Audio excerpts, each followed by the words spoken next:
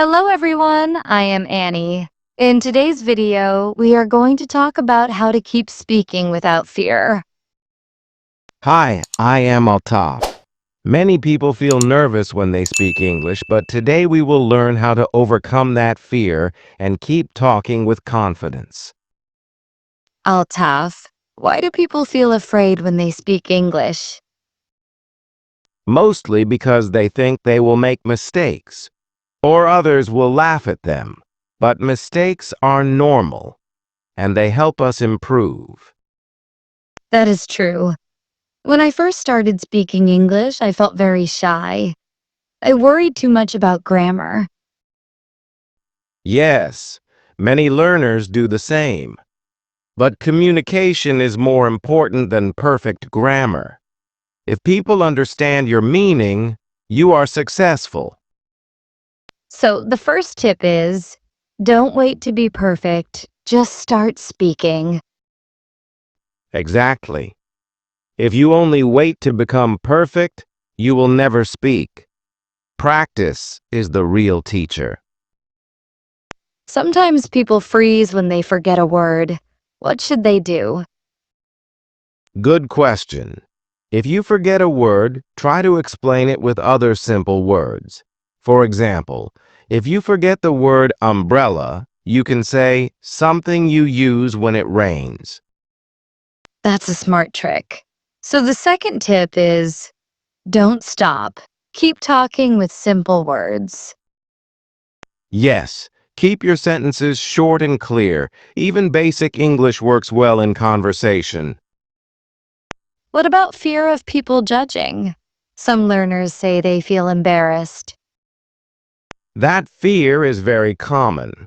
The truth is, most people do not judge. Many listeners are happy that you are trying. Some may even admire your effort. I agree. When I see someone learning my language, I feel respect for them. Exactly. So the third tip is change your mindset. Instead of thinking people will laugh, think people will appreciate your effort. Another problem is lack of confidence. How can learners build confidence in English? Confidence comes with practice. Start small. Speak to yourself in front of a mirror. Record your voice and listen. Read short dialogues aloud every day. I like that. I also used to practice in front of the mirror. It really helped me. Yes. And you can also practice with friends who are also learning. Support each other. Don't criticize. So the fourth tip is practice daily, even for a few minutes, and your confidence will grow. Correct. Consistency is more important than long study once a week. What about speaking with native speakers? Some learners are scared to do that. If you get a chance, don't hesitate. Start with simple sentences. Even saying, "Hello, how are you?" is progress. Native speakers don't expect you to be perfect. That is encouraging. And now with the internet, learners can practice speaking with people from different countries. Yes, there are many apps, online classes, and language exchange groups. So the fifth tip is take opportunities to speak with others, even online. Right. The more you speak, the less fear you will feel. Another challenge is thinking in the native language first, then translating into English. That makes speaking slow. Exactly.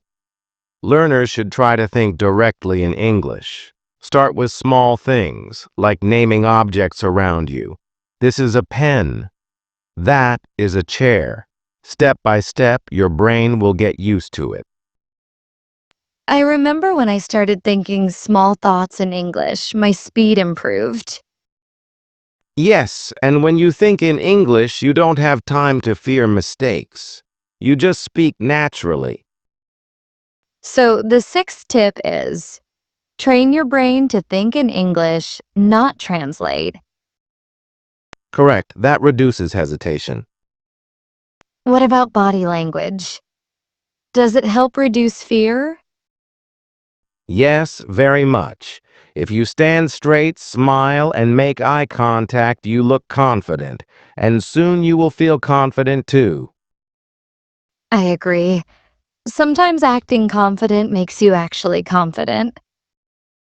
Exactly. So the seventh tip is use positive body language to reduce fear. What should learners do if someone corrects them in front of others? They should not feel bad. They should say, "Thank you for correcting me." Corrections help us learn. Yes, mistakes are teachers. Without mistakes, we cannot grow. That is true. So the eighth tip is accept mistakes as part of learning. What about speed of speaking? Some learners speak very fast because of nervousness. Yes, that happens. It is better to speak slowly and clearly. You don't need to rush. That's right. Speaking slowly also gives time to think of the next sentence. Exactly. So the ninth tip is speak slowly and clearly to reduce nervousness. How about motivation? Sometimes learners lose hope. Yes, that is another reason for fear. To stay motivated, celebrate small achievements. For example, if you speak 1 minute without stopping, clap for yourself. That's a good idea. Reward yourself for progress, not only for perfection. Exactly. So the 10th tip is stay motivated and celebrate small wins. What about workplace English? Some people feel extra nervous in front of colleagues. Yes. In the workplace, start with polite phrases like, "Good morning," "How are you?" "Could you help me with this?" Slowly, you will get used to it.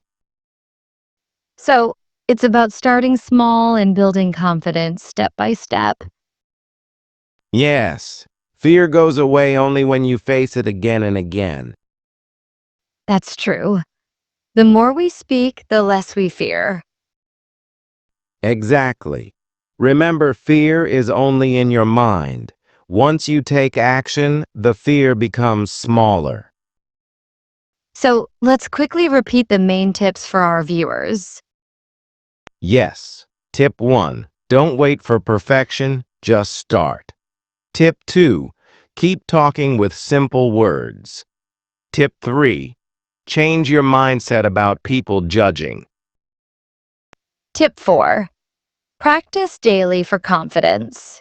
Tip 5. Take chances to speak with others. Tip 6.